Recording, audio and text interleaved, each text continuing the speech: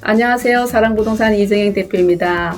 오늘은 제가 아는 지인이 전세 보증금을 받지 못해서 임차권 등기를 설정했고 그걸 가지고 경매를 했는데 하고 있는 과정에서 특별한 사건이 발생했습니다. 계약 당시 101호와 102호가 바뀐 문패를 보고 계약서를 쓴 사건으로 인해서 문제가 발생했는데 그것이 어떤 사연인지 오늘 알아보도록 하겠습니다. 특별한 사연이라는 것이 어떤 거냐면 아는 지인이 아파트 분양을 받았는데 그 분양 입주할 때까지 전세가 살아야 돼서 초월업에서 빌라 전세를 얻었어요. 문제는 집을 가지고 소유한 분이 집을 2개를 가지고 있었는데 101호, 102호가 건축물 대장에 바뀌어버린 거지. 근데 팻말만 보고 공인중개사가 계약서를 써서 본인이 집이 아닌 다른 집으로 임차권 등기를 가지고 경매를 해서 문제가 생긴 내용이에요. 근본적으로 이 보증금을 찰 수 없는 상황이 돼버린 거지. 구체적으로 말씀을 드리면 문패는 101호를 해서 했지만 실제 건축물 대장에는 102호가 본인 거라는 거죠. 근데 102호는 실제적으로 건저당 설정이 1억 5천이 돼 있어요. 사실 자기가 계약할 때 101호는 건저당 설정이 6천이 돼 있었던 거지. 그러니까 실제 자기는 1억 5천이 건저당 설정되어 있는 집에 전세를 1억 5천이 살았던 거예요. 자기 찾아갈 돈이 하나도 없는 거예요. 지금 현재 상황으로서는 임차권 등기로 경매를 신청했건만 감정평가를 보니까 건축물 대장을 가지고 조사를 해봤더니 본인이 건저당 설정이 6천이 아니고 1억 5천인 집에 전세를 살았던 거예요. 지금 그 문제가 발생이 된 거예요. 그래서 이 문제를 풀기 위해서 이제 건축가에다 전화를 했더니 주인이 그 건축물 대장을 문패와 동일하게 바꾸면 해결된다라고 해서 방법을 지금 찾고 있어요. 근데 이제 주인은 연락이 현재 안 되는 상태라, 그리고 막상 이것이 이제 만약에 바꾼다 하더라도 이 경매가 원활하게 진행될지는 모르겠어요. 왜냐하면 그렇게 감정평가에 나왔기 때문에 이제 어떻게 진행되는지도 궁금할 거예요. 이 부분을. 왜냐하면 본인이 101호에 그걸 안 하고 102호로 건축물 대장상과 동일하게 한다 하더라도 살지 않았기 때문에 대항력이 없는 거예요. 그것도 그렇거니와 경매 중에는 또 건축물 대장을 바꿀 수가 없어요. 문제는 살지 않아서 대항력이 없다. 바꾼다 하더라도 주인이 이제 통화가 돼서 어떻게 설득을 해서 내가 이렇게 피해가 생겼다, 그러니 건축물 대장을 바꿔달라 했을 경우 살지 않아서 대항력이 없는 거 하나. 두 번째는 경매 중에는 건축물 대장을 또 바꿀 수 없다라는 문제. 이것을 어떻게 뛰어넘을지는 모르겠어요. 그리고 이분이 이제 또 상대를 해서 피해를 보상할 수 있는 것은 공인중개사예요. 공인중개사는 보험에 들어있거든. 개인 같은 경우는 1억이고 우리가 집법인의 경우는 2억을 보증보험에 들어줘. 그러면 일단 사고가 생기면 들어준 보증보험으로 우선 해결을 해줘요. 해주고 공인중개사의 책임 분량만큼 그건 이제 판결을 하겠죠. 그렇게 하고 공인중개사 개인한테 부상권을 청구하기로 돼 있어요.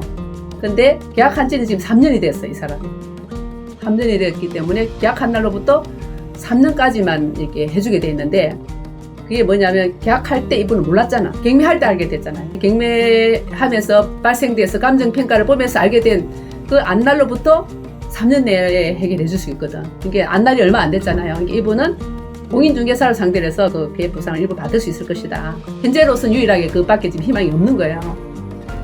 살지 않았기 때문에 또 대항력이 없어서 안 되고, 또 경매 중에서 이렇게 건축물 대장을 바꿀 수도 없고, 그다음에 이제 지금 방법은 공인중개사 상대로 들어놓은 보증보험을 활용해서 이제 어느 정도 피해 보상을 받는다는 거죠. 현재 또 문제는 뭐냐면 그 엄마가 계약할 때도 나타났고 했는데 실제 그 소유주는 딸 이름으로 해놨다라는 거죠. 그 딸이 이제 회생신고도 하고 뭐 파산신고도 하고 막 이렇게 하려고 하는 과정인데, 지난번에 회생신고를 했을 때 이 집이 있었기 때문에 회생신고를 받아들이지 않고 기각을 당했대요. 이분이 이제 걱정하는 것은 파산신고를 해서 나 아무것도 이렇게 다 비치고 가진 게 없다 이랬을 경우 자기는 어디다 청구하냐. 이제 아까 상담할 때 젊은 나이고 여기서 경매나 어떤 부분이 돼서 그것을 받지 못한다 하더라도 그 빚이 없어지는 거 아니거든. 평생 따라다녀 그분한테. 물론 이제 파산했으면 이제 어떤지는 모르겠지만 그 채무는 따라다닌다, 그런 부분으로 파산이 되거나 재생이 안 됐다면 그 사람한테는 영원히 그 빚이 따라다닐 것이다 라고 이제 얘기를 하고, 일단 공인중개사를 상대로 해봐라까지만 상담을 해드렸는데, 어쨌든 이분이 보증금을 찾을지 어떻게 될지에 대해서 저도 궁금합니다. 그런 부분들, 계약할 당시에 사소한 실수가 이러한 결과까지 초래된다라는 거, 이분이 임차권 등기를 알았다는 게 중요한 거죠. 왜냐하면 기간이 만료되면, 기간 전에는 할 수가 없어요. 임차권 명령 등기는 임차권 등기라는 게 있거든요. 임차권 권리.